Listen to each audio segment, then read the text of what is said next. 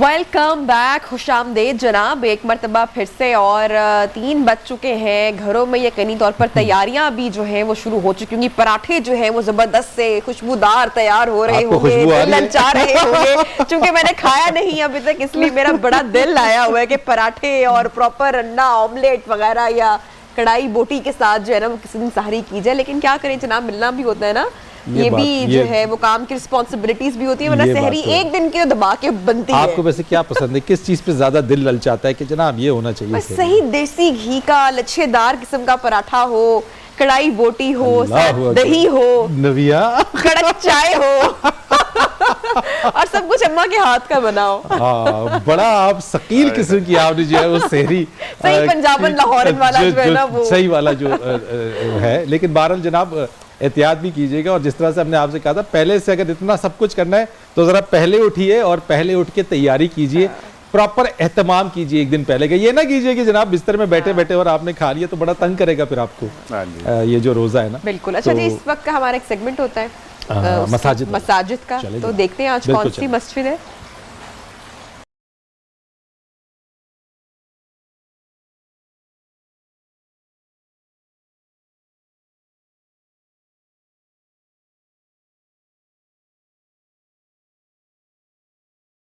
محمد شاہ صادق نہنگ مسجد ضلع جھنگ سے تقریباً 45 کلومیٹر دور شورکوٹ کے علاقہ شاہ صادق میں موجود ہے۔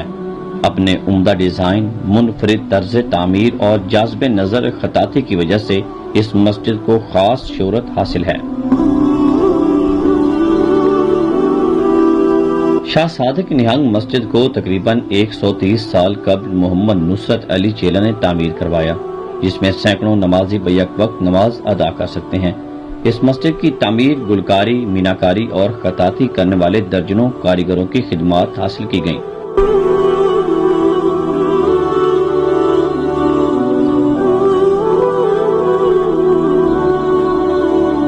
شاہ صادق نہنگ مسجد میں سنہری حروف سے مزین قرآن مجید بھی لوگوں کی توجہ کا خاص مرکز ہے۔ سینکڑوں سال پرانی شاہ صادق نہنگ مسجد جو کہ تاریخی مسجد ہے، جسے دیکھنے کے لیے ملک بھر سے لوگ یہاں پر آتے ہیں۔ کیمرامین محمود الحسن اسامہ کے ساتھ صفدر وسیم، نیو جھنگ۔ اچھا جی، جھنگ کی مسجد بہت خوبصورت، بڑی خوبصورت مسجد ہے جھنگ کی۔ یعنی بہت دفعہ میں بار بار یہ کہتا ہوں کہ ہمارے بہت سارے ایسے علاقے جن کے بارے میں آپ سوچ بھی نہیں سکتے، اور ان علاقوں میں اتنی خوبصورت مساجد ہیں، تو دیکھ کے بہت ہی اچھا لگتا ہے۔ Hats of two new team اور ہماری پروڈکشن ٹیم جو کہ وہاں پر ہر پاکستان کے ان شہروں میں، ان جگہوں میں پہنچ رہی ہے، اور ان ساری مساجد کی کوریج ہمارا وعدہ ہے۔ بہت اچھا سلسلہ، مجھے تو بڑا پسند آیا، اور میں بہت خود میری معلومات میں اضافہ ہوتا ہے۔ یقیناً آپ سب بھی اس کو دیکھ کے کافی زیادہ آپ کی معلومات میں بھی اضافہ ہوتا ہوگا۔ تو موضوع کی طرف بھی آ جاتے ہیں، اور مفتی صاحب چونکہ اس چیز کے اوپر ہو رہی تھی کرپشن، رشوت، ناپ تول میں کمی، مفتی صاحب ان تمام چیزوں کے باوجود کہ اللہ اور اس کے رسول نے بڑی سخت تاکید فرمائی ہے، ہم بات کرتے ہیں اللہ کی، ہم بات کرتے ہیں رسول کی، ہم نماز کی ادائیگی کرتے ہیں، ہم روزہ رکھتے ہیں، ہم کہتے ہیں کہ اللہ اس کا گناہ بھی دے گا، اجر بھی دے گا اس کا، اس کے باوجود بھی، اور جس طرح سے شاہ صاحب نے ایک بات بتائی کہ جناب حوث جب پیدا ہو جائے، بیماری ہے یہ، تو اس کو صرف قبر کی مٹی ہی بھر سکتی ہے۔ یہ کیا ہے؟ یہ سب کچھ ہونے کے باوجود بھی ہم نہیں ڈرتے؟ مال کے بارے میں جو اسلام کا تصور ہے، دین اسلام کا، وہ بڑا خوبصورت ہے، لیکن افسوس، صد افسوس یہ ہے، مقام عبرت یہ ہے کہ بدعنوانی کی جو جڑ ہے یہ چلتی کہاں سے ہے؟ یہ حرص اور لالچ سے چلتی ہے۔ جیسا شاہ صاحب نے فرمایا کہ لالچ اتنا بڑھ گیا ہے مال جمع کرنے کا، وہ ناجائز طریقے سے ہو، حرام طریقے سے ہو، اس کی تمیز ختم ہو گئی، بس منشور مقصود یہ رہ گیا ہے کہ مال جمع کرنا ہے۔ لیکن مال جمع کر کے اکٹھا کر کے رکھنے والا بندہ وہ روحانی سکون سے بالکل فارغ ہے، اسے روحانی تسکین کوئی نہیں ہے، تسکین قلب نہیں ہے۔ اس سلسلے میں آپ کو ایک واقعہ چھوٹا سا، بزرگوں نے بہت لکھا ہے بڑی کتابوں کے اندر۔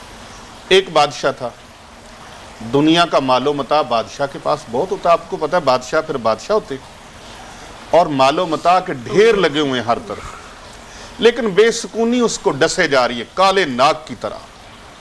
وہ اپنے مشیروں کو کہتا ہے مجھے سکون نہیں ملتا، बड़े बड़े हकीमों तबीबों जितने भी दरबारी थे उनसे नुस्खे भी ले लिए हैं, अद्वियात भी ले ली हैं, इलाज भी करवा लिया है, लेकिन सुकून नहीं है। आसाइशें सारी हैं, सुकून बिल्कुल नहीं है। लेकिन मैं जब बाहर निकलता हूँ, मेरे महल के बाहर एक झोंपड़ी वाला दरवेश है, वो बड़ा सुकून में रहता है। ना उसे धूप से, ना छाँव से, ना सर्दी से, ना गर्मी से, ना उसको आसाइशों से कोई वास्ता है। इसकी रीज़न क्या है कि वो बंदा बिल्कुल पुरसकून, उसका चेहरा हमेशा पुरसकून होता है। उन्होंने कहा, मशीरों ने, बादशाह सलामत आप इस तरह करें, थोड़ा सा किसी ओट के अंदर आप खड़े हो जाएं और हम एक तरीका बताते हैं कि इसको सुकून क्यों है, ये पुरसकून क्यों है, इसके सुकून की वजह क्या है। आप 100 दरम हमें दें, सिक्के होते थे, सोने के पैसे होते थे, आज का करेंसी नोट नहीं था। 100 सिक्के एक थैली में डाल दें। उन्होंने 100 सिक्का डाला और एक सिक्का मशीर ने बाहर निकाल लिया। कितने बाकी रह गए? 99।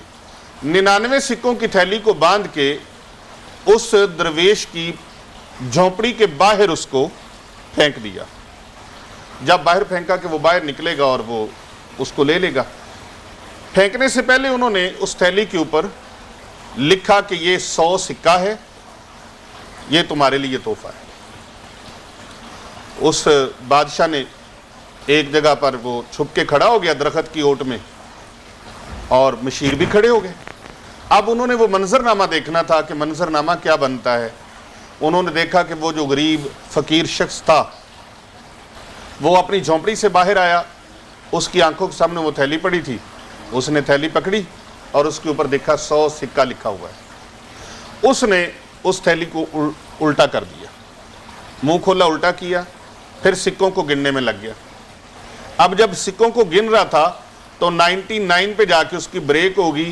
थैली के ऊपर लिखा हुआ था एक 100 है, लेकिन वो 99 थे। अब उसने धूल में हाथ मारने शुरू कर दिए, इधर उधर देखना शुरू कर दिया, उधर जा रहा है, इधर जा रहा है।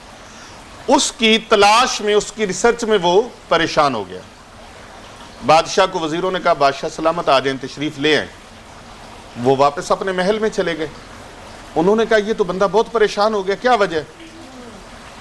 मशीर ने कहा कि माल की हवस ने, माल के ज्यादा करने के लालच ने उसका जो सुकून था वो सुकून उसका छीन लिया।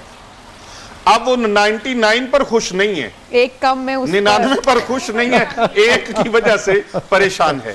माल की हवस ने हमें इस कदर परेशान कर दिया है आपने कि बेहतरीन अंदाज में समो इस दिया। मौके पर आकल इस्लाम की, प्यारे नबी सल्लल्लाहु अलैहि वसल्लम की हदीस मुबारक सुनाना चाहूँगा। प्यारे आका सल्लल्लाहु अलैहि वसल्लम ने इरशाद फरमाया, अल माल माल अल्लाह, ये माल अल्लाह का माल है, हमारा नहीं है। अल्लाह तबारक व तआला ने जो तरीका हमें इरशाद फरमाया है कि जायज़ तरीकों से माल को कमाओ, तुम्हें वो मिलके रहेगा। और मौला कायनात हज़रत अमीरुल मोमिनीन हज़रत मौला अली शेर खुदा कर्रमल्लाहु वजहुल करीम का वाक़या बड़ा मारूफ किताबों में मिलता है कि आप एक बाज़ार के अंदर गए और एक बंदे को खड़ा कर गए, फरमाया मेरे घोड़े की, मेरी सवारी की तुमने रखवाली करनी है, निगरानी करनी है, हिफाजत के लिए मामूर कर दिया उसको। अब जब आप वापस आए तो वो काठी आपकी चुरा के रफू चक्कर हो चुका था। मौला कायनात ने फरमाया कि इस बंदे के लिए मैंने सोचा था कि इसको मैंने 2 दरम देने, अब उसने वो माल जो 2 दरम मैंने देने थे उसने नजायज तरीके से वो कवर करने की कोशिश की, हासिल करने की कोशिश की।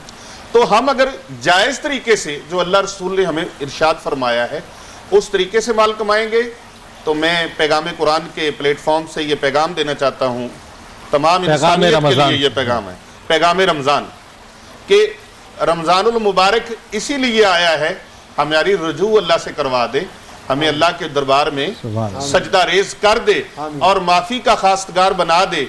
जो अल्लाह का पैगाम है कि मेरे बंदे तू जितना भी भटक चुका है, समुंदर के पानी के कतरों से ज्यादा, दरख्तों के पत्तों से ज्यादा, रेत के जर्रों से ज्यादा, और यही वो माह मुबारक के सितारों की किरणों से ज्यादा गुनाहगार है तू ना, तो तू अल्लाह के दरबार में रजू तो करके देखे, रजू करके। शाह साहब, यही वो चीज़ है नबिया, एक चीज़ की जिसके अंदर हम बात भी कर रहे थे कि अगर ہم جاتے ہیں سودا لینے کے لیے کسی چیز کے لیے, اب تو یہ بڑا عام ہے, قسم کھا کے اس چیز کی پیورٹی, اس چیز کی جسے کہتے ہیں کہ یہ خالص ہونے کی چیز بتائی جاتی ہے کہ جناب ہے ہی, لے جائیں بالکل لے جائیں, یہ چیز کے اندر ہے.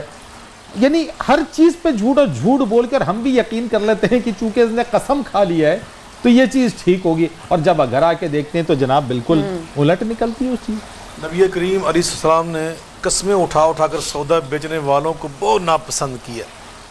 وَلَا تُطِعْ كُلَّ حَلَّافٍ مَّهِينٍ, خود قرآن پاک میں اللہ نے فرمایا کہ یہ زیادہ قسمیں اٹھانے والے, زیادہ حلف اٹھانے والے, ان کی باتوں پہ یقین نہ کیا کرو. یہ قرآن میں اللہ تعالیٰ نے بیان کیا ہے. تو یقیناً ہمیں صاحب ذرا ریپیٹ کر دیں, میں آپ کی اس بات کو جو ہے نا, یہ بڑی اہم بات آپ نے کی ہے یہاں پہ کہ یہاں تو لوگ یقینی اس پہ کرتے ہیں, وہ کہتے ہیں اللہ کی قسم بہترین چیز ہے, بس ابھی نبی پاک صلی اللہ علیہ وسلم نے ایسے بندوں کو انتہائی بدترین قرار دیا ہے کہ جو حلف اٹھا کر سودا بیچتے ہیں, اور قرآن میں اللہ فرماتے ہیں کہ وَلَا تُطِعْ كُلَّ حَلَّافٍ مَّهِينٍ, یہ رسوا لوگ, ذلیل لوگ جو قسمیں اٹھا کر باتیں کسی کو یقین دلاتے ہیں, سودے بیچتے ہیں, ان کی بات پہ یقین نہ کیا کرو. یہ تو اللہ تعالیٰ کے اپنے ہمیں جو اصول زندگی سکھائے ان میں شامل ہے.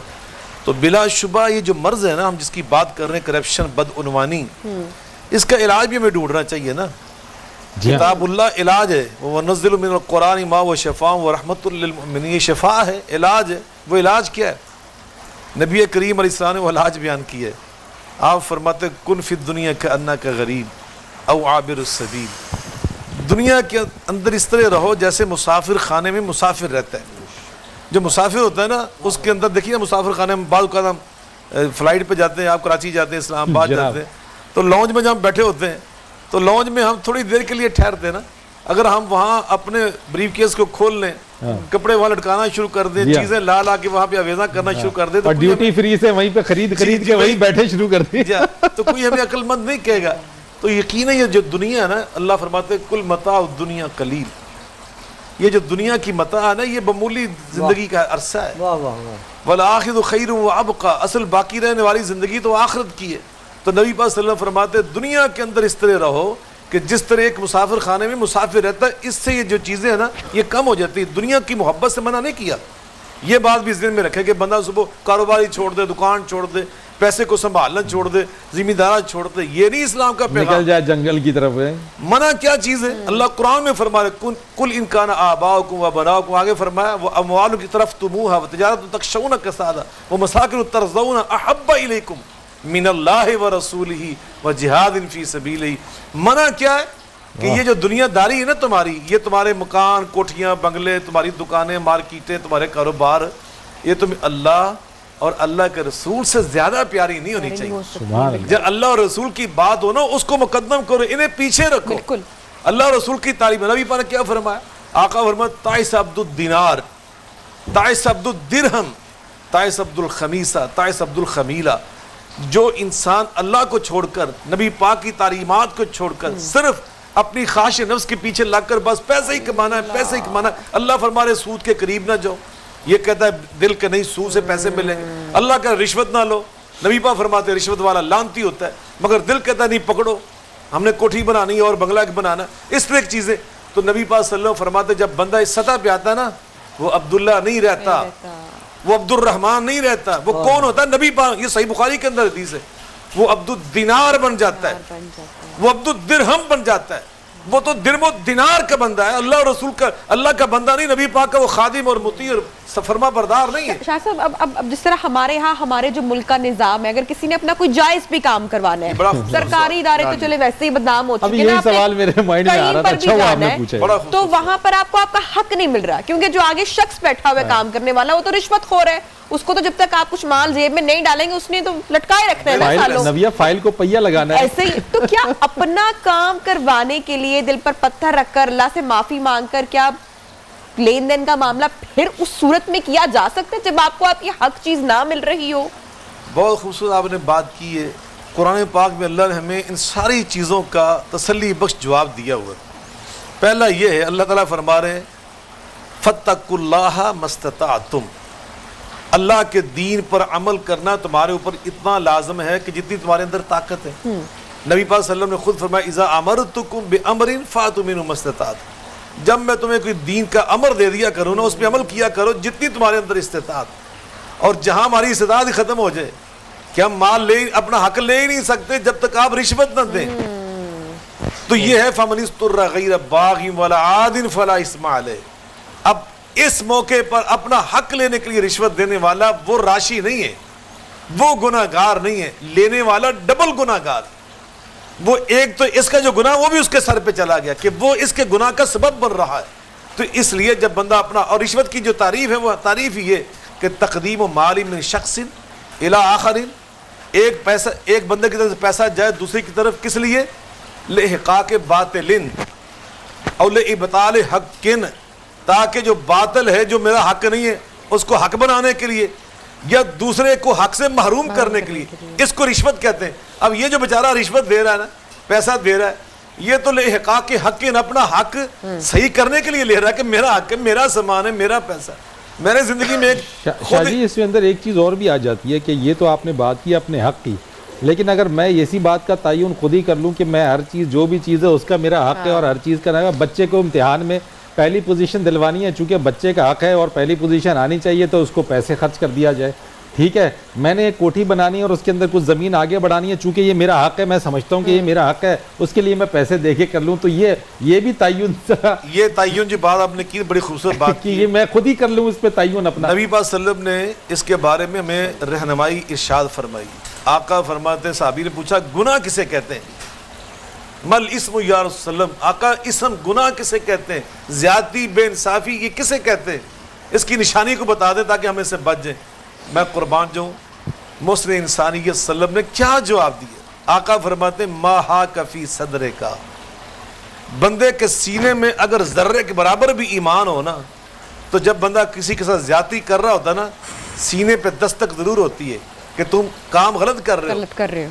لیکن تب ہوگا نا جب اس کا ضمیر ہوگا۔ ہاں یہ میں کہنے لگا، اگلی حدیث یہ پڑھنے لگا تھا۔ آقا فرماتے ہیں بعض ایسے بدقسمت دنیا میں ہوں گے، اذا لم تستحی فاصنع ما شئت، ان کے اندر سے حیا ختم ہو جاتی ہے۔ حیا ایمان کا نام ہے، الحیا والایمان قرنا جمیعا فاذا رفع احدهما رفع الاخر، یہ لازم ملزوم چیزیں، یعنی مطلب حیا، آقا فرماتے ہیں جب حیا نہ اندر رہے، یعنی ایمان نہ اندر رہے، تو پھر اس کو واقعتاً یہ احساس نہیں ہوتا کہ میرا بیٹا وہ تو فیل ہونے والا تھا، میں نے پیسہ دے کر اس کو اول نمبر، وہ آپ ایک بندے کی بات کر رہے، یا ادارے ایسا کرتے ہیں، معاف کرنا، تعلیمی ادارے اپنا نام بڑا کرنے کے لیے، زیادہ داخلہ لینے کے لیے، اور بک جانے والے محکمہ صحت اٹھا کے دیکھ لیں، اور سب سے افسوس ناک جو صورت ہے وہ محکمہ تعلیم کی ہے، ان کو ایسا نہیں کرنا چاہیے۔ یہ تو رہنما لوگ ہیں، تعلیم و تربیت کرنے والے لوگ ہیں، اگر یہاں بدعنوانی اور نیچے سے لے کے اوپر تک، اللہ سے ان کو 100 بار ڈرنا چاہیے کہ یہ کیا کر رہے ہیں، اللہ تعالیٰ کا خوف کھائیں۔ اس پہ گفتگو کرتے ہیں۔ میں ایک سوال چھوٹا سا کرنا چاہوں گی کوئکلی شاہ صاحب، بڑا جلدی، کیونکہ کلام کی جانب بڑھنا ہے۔ اکثر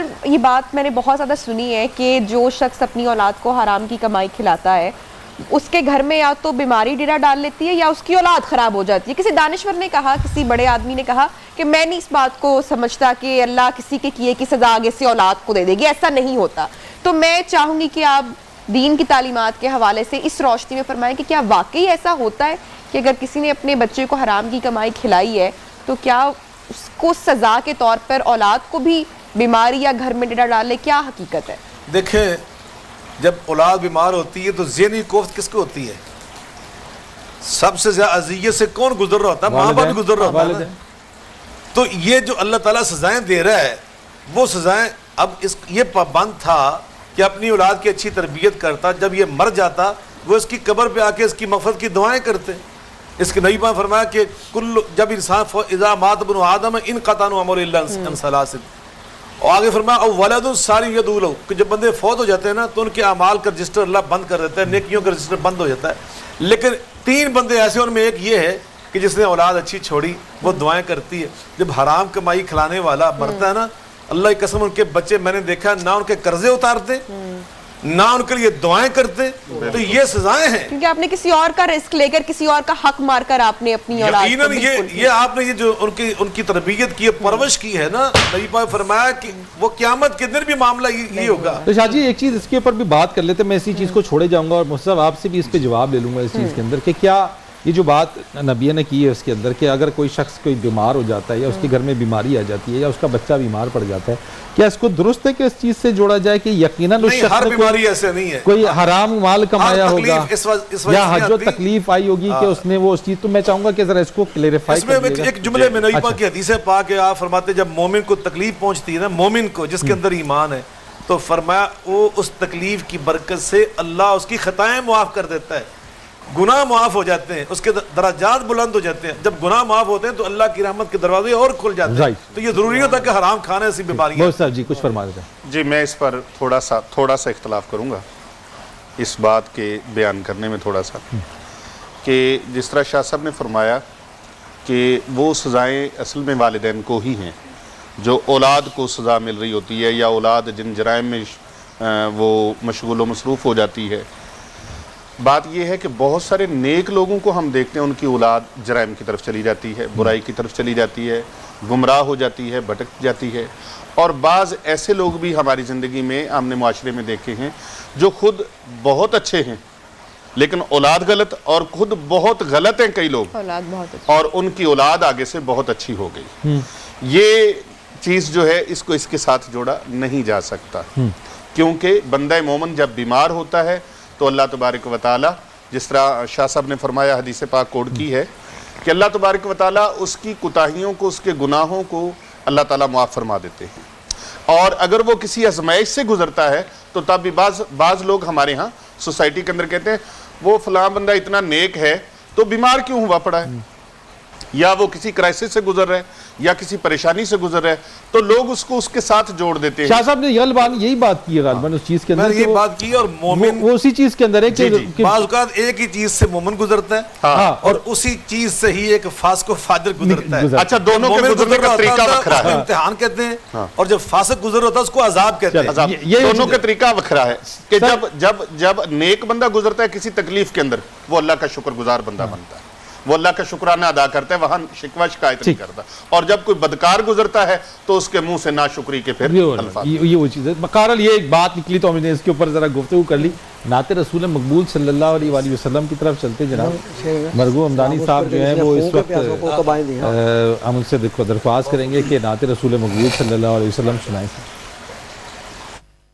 سلام آمنہ کے لال اے محبوب سبحانی، سلام اے فخر موجودات فخر نوع انسانی، سلام اس پر کہ جس نے خون کے پیاسوں کو قبائیں دی،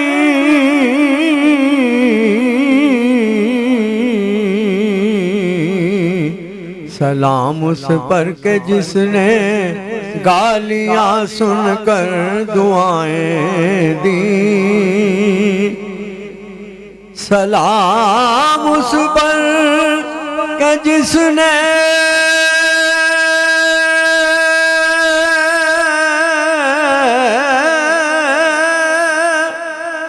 فضل کے موتی بکھیرے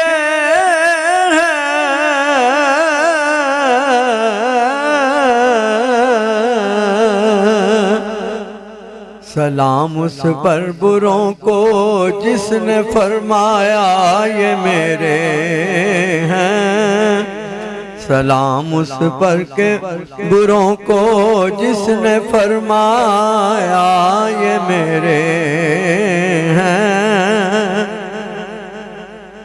سلام اس پر کہ جس کے گھر میں چاندی تھی نہ سونا تھا،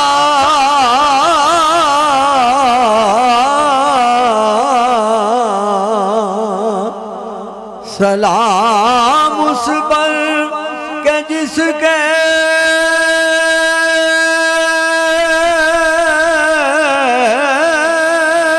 گھر میں چاندی تھی نہ سونا تھا،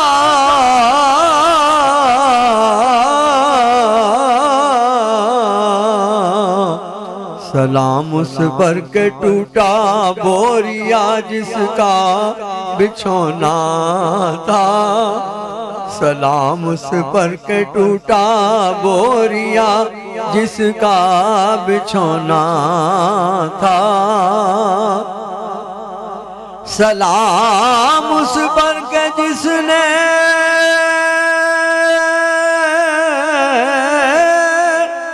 بے کسوں کی دستگیری کی،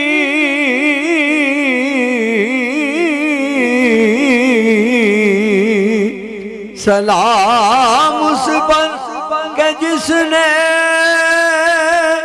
بے کسوں کی دستگیری کی، سلام اس پر کہ جس نے بادشاہی میں فقیری کی، سلام اس پر کہ جس نے بادشاہی میں فقیری کی۔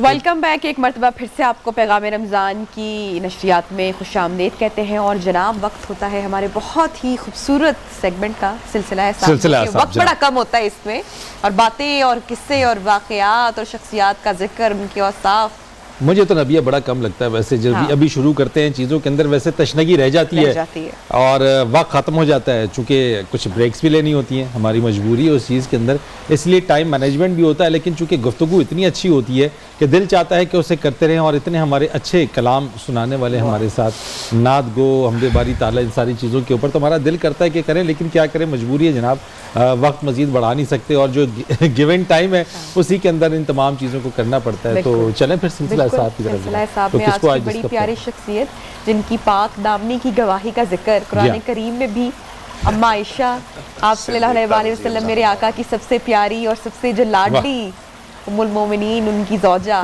ان کی شخصیت کے کیا ہی کہنے، شاہ صاحب تھوڑی سی روشنی ڈالیے گا۔ بسم اللہ الرحمن الرحیم۔ یقیناً ہماری اما جان ام المومنین سیدہ عائشہ صدیقہ رضی اللہ تعالی عنہا یہ پاک باز ہستی ہیں کہ جن کے بارے میں اللہ تعالیٰ نے، آپ نے خوبصورت بات کی، ان کی پاک دامنی کا اعلان کرنے کے لیے جب ان پر منافقین نے تہمت لگائی، الزام لگایا، تو اندازہ کریں کہ حضرت یوسف علیہ السلام پہ تہمت لگی تو اللہ قرآن فرما رہا ہے فَشَاهِدَ شَاهِدٌ مِّنْ أَهْلِهَا، ہم نے ان کی پاک دامنی کی گواہی اس خاتون، الزام لگانے والی خاتون کے خاندان سے کھڑا کیا ایک بندہ۔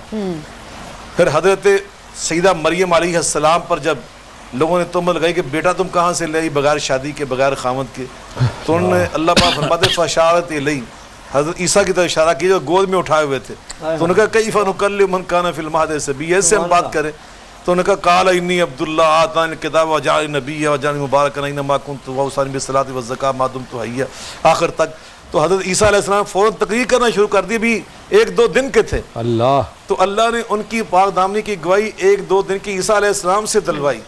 لیکن میں قربان جو ام المؤمنین حضرت عائشہ کی شان پر، جب نبی پاک کی زوجہ محترمہ، جب ان پہ الزام لگا، اللہ کسی بچے سے بھی گواہی دلوا سکتا تھا، خواتین سے دلوا سکتا تھا، مردوں سے دلوا سکتا تھا، جبریل امین جیسے فرشتے سے دلوا سکتا تھا، لیکن اللہ نے کسی سے گواہی نہیں دلوائی۔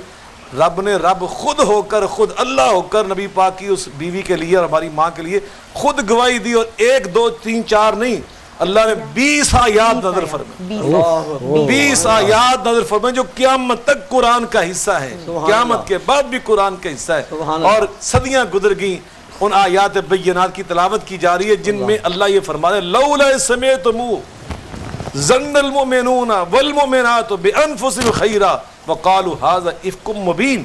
اور مومنوں تمہیں کیا ہو گیا تھا، خواتین کو تمہیں کیا ہو گیا تھا، عائشہ کی بات تھی، عائشہ پہ جب ایسی باتیں ہو رہی تھی تمہارا فرض تھا تم عائشہ کے بارے میں بلائی کی باتیں کرتے، اور سب یہ تم کہتے هذا افک مبین، یہ بہتان ہے، یہ سراسر الزام ہے۔ اب میں اللہ یہ کہہ رہا ہوں، کیا میں کہہ رہا ہوں، قربان جائیے، فرمایا الخبیثات للخبیثین، والخبیثون للخبیثات سبحان والطیبات للطیبین والطیبون للطیبات اولئک مبرؤون مما یقولون. اللہ میں اللہ کہہ رہا ہوں میری عائشہ پاک دامن ہے اس لیے کہ اس کے شوہر محمد مصطفیٰ ہے پاک باز کائنات کے سب سے. اور میرے محمد مصطفیٰ علیہ السلام کون ہے؟ کائنات کے سب سے زیادہ پاکیزہ کردار کے مالک. اور یہ کس کے لیے میں نے پسند کیے؟ عائشہ پاک دامن کے لیے. اللہ نے اللہ کے گواہی دی. حضرت عائشہ کا یہ مقام ہے. نبی کریم علیہ السلام نے جیسے آپ نے فرمایا پوچھا گیا ای الناس احب الیک یا رسول اللہ، آقا آپ کو ان سب میں سے سب سے زیادہ محبت کس سے؟ تو آقا فرماتے ہیں عائشہ. پوچھا گیا وہ من الرجال، مردوں میں سے قال ابو، اس کے بابا ابو بکر صدیق. ان کی نبی پاک نے فرمایا کہ میرے اوپر اتنے احسانات ہیں. فرمایا میں نے جس نے میرے اوپر احسان کیا تھا نا میں نے اس سب کا بدلہ دنیا میں دے دیا الا ابا بکر فإن له عندنا يدا لا يقافئ الا الله يوم القيامة. فرمایا عائشہ کے باپ ابو بکر کے میرے اوپر اتنے احسانات ہیں میں اس کے بدلے نہیں دے سکتا. اس کا بدلہ دے گا تو قیامت کے دن میرا رب خود دے گا. حضرت عائشہ کا یہ مقام ہے. نبی کریم علیہ الصلوۃ والسلام قربان جائیے آپ کے بعد 48 سال یہ زندہ نہیں. 48 سال نبی پاک 66 سال کی عمر پائی ہماری ماں حضرت عائشہ نے. اور بڑے بڑے ابو موسیٰ اشری پتہ کیا کہتے ہیں؟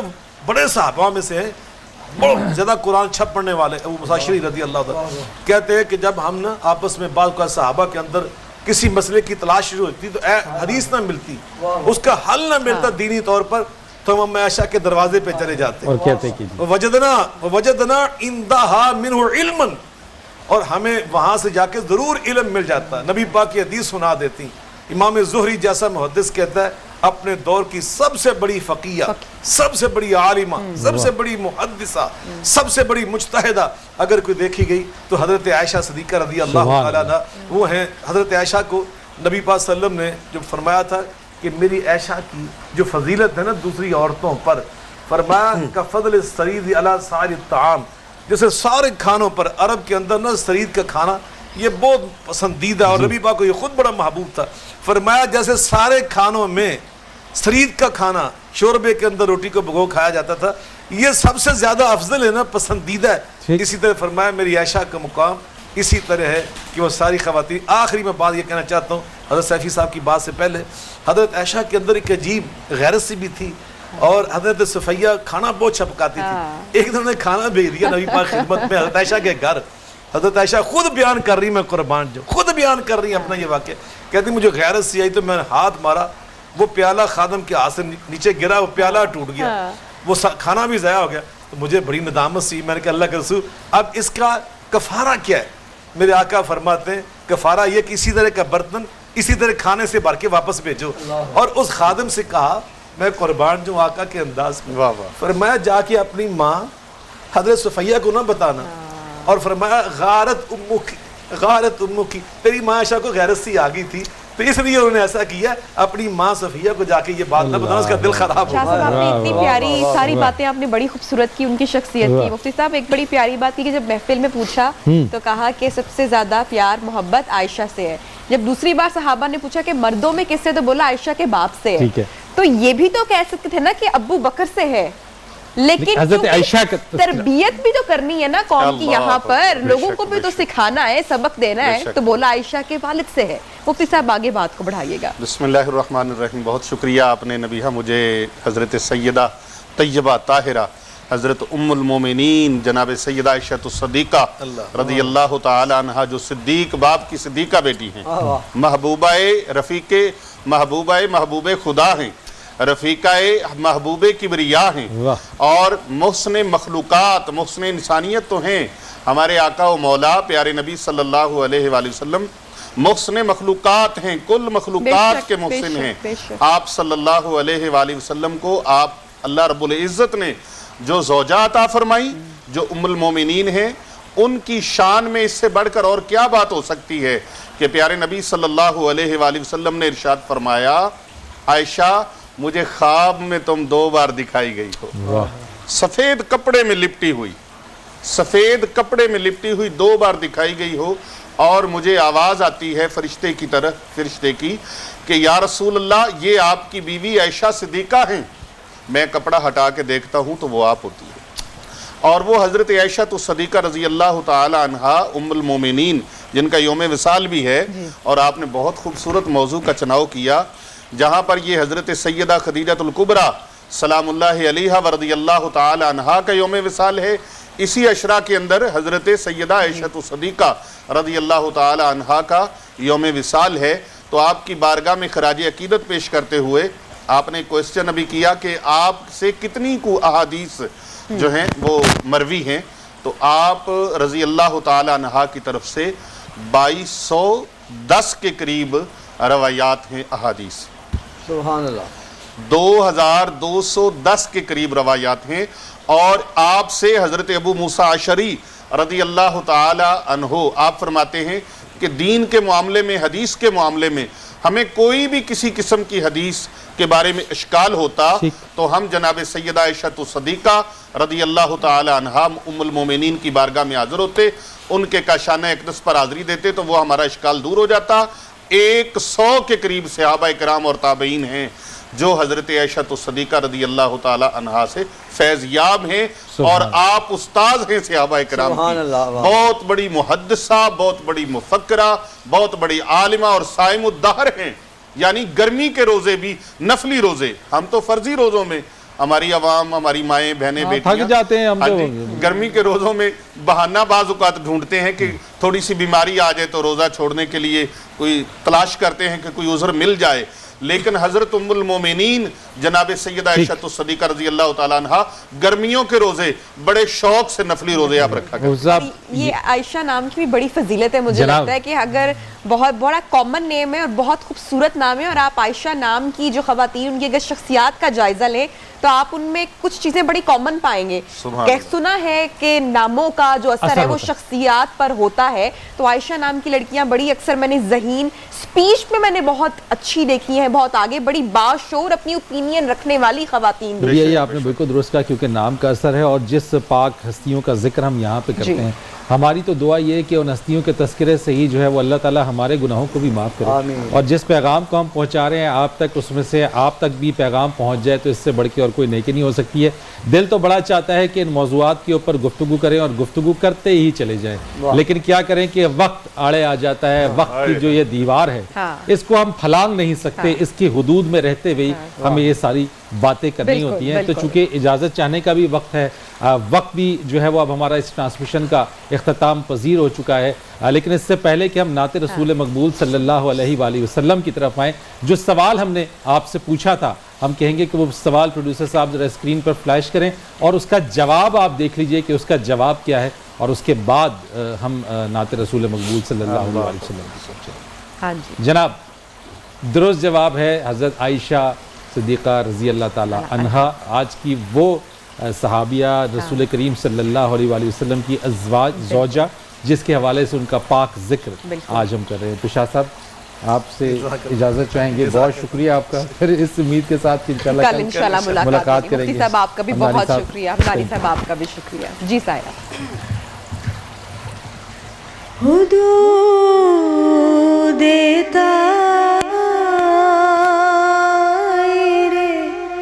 سدرا حضور جانتے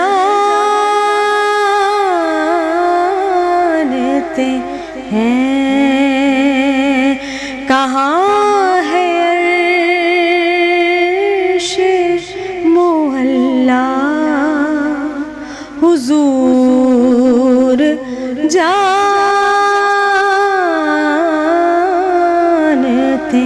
ہیں.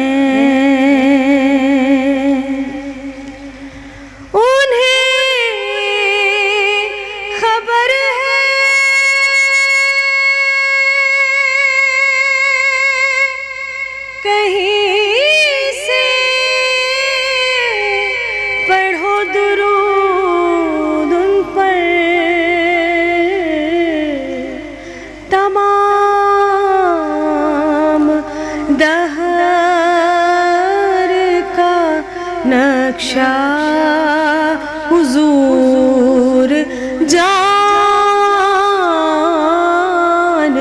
ہیں بروز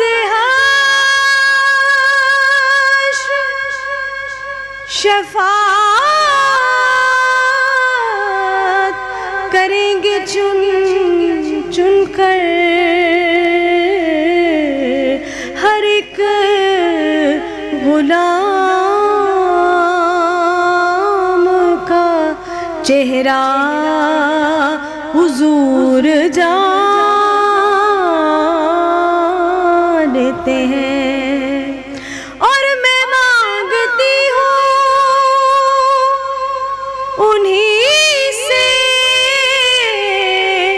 انہی سے مانگوں گی حضور پر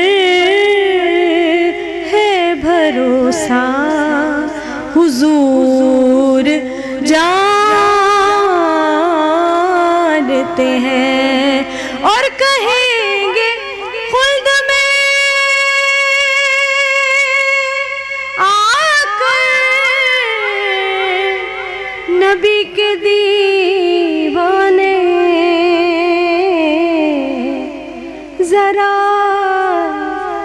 ذرا وہ نعت سنانا حضور جانتے